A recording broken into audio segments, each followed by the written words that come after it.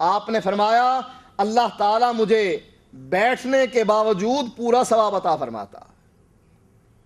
یہ نبی کے لیے ریلیکسیشن ہے نا کہ اللہ کے نبی اگر بیٹھ کر بھی نماز پڑھیں تو پوری نماز کا ثواب ہے.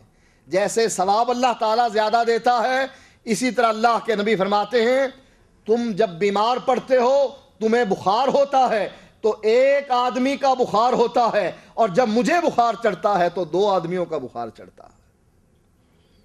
ان ایام میں 1 ربیع الاول سے لے کر 12 ربیع الاول تک اللہ کے نبی شدید بیمار ہوتے ہیں، اور ان کی بیماری اس حالت کو پہنچتی ہے کہ آپ پانی کا لگن اپنے سامنے رکھے ہوتے ہیں، اپنا ہاتھ پانی کے لگن میں ڈالتے ہیں، اس کو تر کرتے ہیں اور تپتے ہوئے چہرے پر پھیر لیتے ہیں اور زبان سے کہتے ہیں ان للموت سکرات، ان للموت غمرات.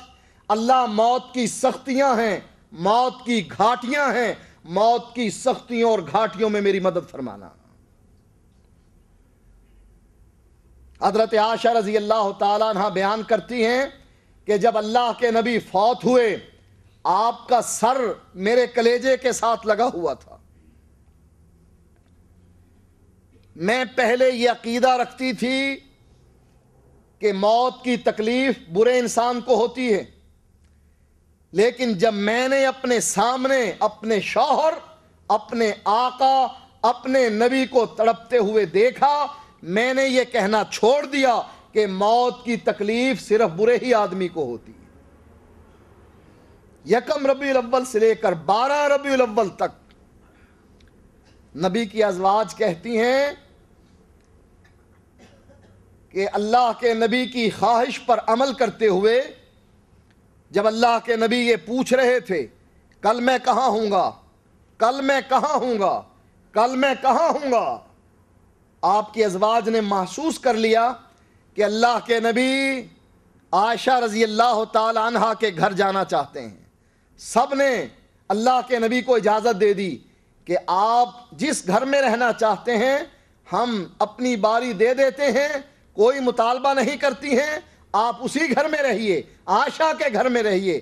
لیکن آپ کی ازواج کہتی ہیں جس دن سے اللہ کے نبی بیمار پڑے رہے اس دن سے لے کر وفات تک ہم میں سے کوئی بیوی حضرت عائشہ کے گھر سے باہر نہیں نکلی ہے، سارے ایام وہیں گزارے ہیں.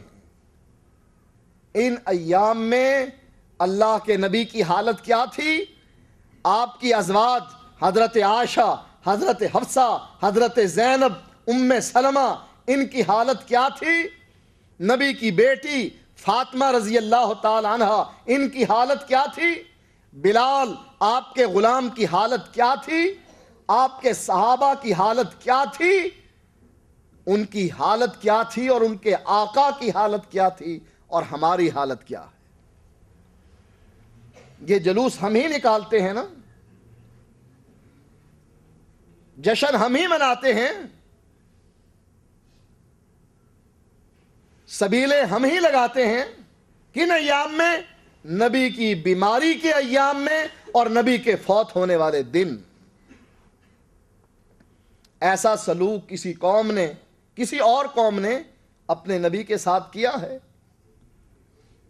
ولادت میں تو اختلاف ہے، کوئی کہتا ہے 9 ربیع الاول کو پیدا ہوئے، کوئی کہتا ہے محرم میں پیدا ہوئے. اس لیے کہ جب پیدا ہوئے تھے آپ نبی نہیں تھے، آپ کی تاریخ کو یاد نہیں رکھا گیا. اللہ کے نبی فرماتے ہیں میں سوموار کے دن پیدا ہوا، لیکن تاریخ نہیں بتلائی کہ میں 12 ربیع الاول کے دن پیدا ہوا، تاریخ 12 تھی. یہ فرمایا میں سوموار کے دن پیدا ہوا. لہذا تاریخ میں اختلاف ہے کہ آپ پیدا کب ہوئے، لیکن اس بات پر تو اتفاق ہے سب کا کہ آپ کی وفات 12 ربیع الاول ہے، اور 12 کو ہی ہمارے ہاں جشن کی انتہا ہوتی ہے، حکومت بھی حصہ لیتی ہے. شیطان مسلمانوں کے دل میں جو محبت نبی کی ہے اس طریقے سے نکالتا ہے کہ نبی کے بیماری کے ایام میں اور ان کی وفات کے موقع پر ان لوگوں سے وہ کام کرواتا ہے جو ایک طرف بدعت ہے اور دوسری طرف نبی سے دشمنی ہے۔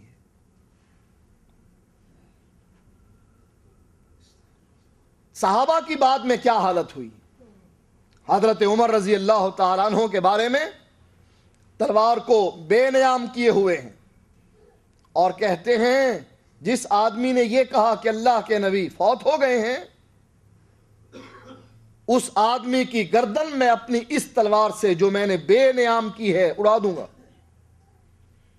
صدیق اکبر آ کر کہتے ہیں اجلس یا عمر، عمر بیٹھ جاؤ۔ حضرت عمر رضی اللہ تعالیٰ عنہ نے صدیق اکبر کی بات نہیں سنی، نہیں بیٹھے۔ صدیق اکبر نے حضرت عمر کی حالت دیکھی کہ یہ سمجھائے جانے کے قابل نہیں ہیں، چھوڑ دیا ان کو۔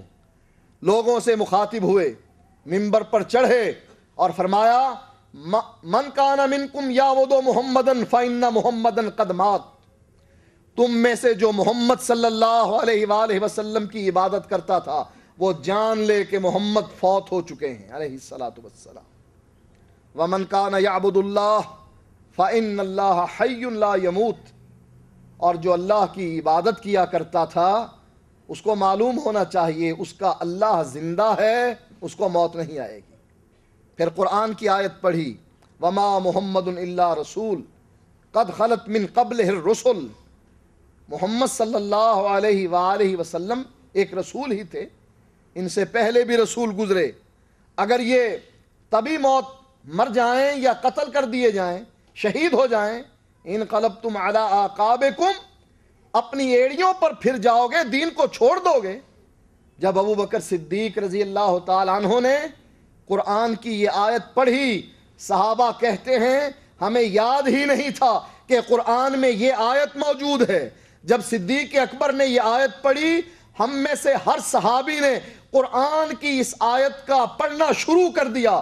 ابو بکر صدیق کی زبان سے قرآن کی آیت سن کر اور صحابہ نے قرآن کی آیت پڑھ کر یہ آواز جب حضرت عمر کے کان میں پڑی کہ صدیق اکبر کھڑے ہو کر کہہ رہے ہیں قد مات، اللہ کے نبی فوت ہو گئے، اور دلیل قرآن سے دی کہ وما محمد الا رسول، کہنے لگے میرا خیال یہ تھا اور صحابہ کا خیال یہ تھا کہ قرآن کی یہ آیت شاید آج ہی اتری ہے، اس سے پہلے قرآن میں یہ موجود نہیں تھی، حالانکہ یہ پہلے ہی موجود تھی۔ جب حضرت عمر کو یہ حقیقت واضح ہو گئی کہ اللہ کے نبی فوت ہو گئے ہیں، حضرت عمر کہتے ہیں کہ میرے پاؤں نے میرے جسم کا وزن اٹھانے سے انکار کر دیا اور میں گھٹنوں کے بل زمین پر گر گیا۔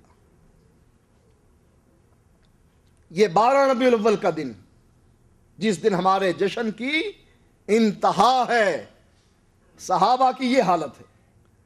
حضرت علی رضی اللہ تعالیٰ عنہ بیان کرتے ہیں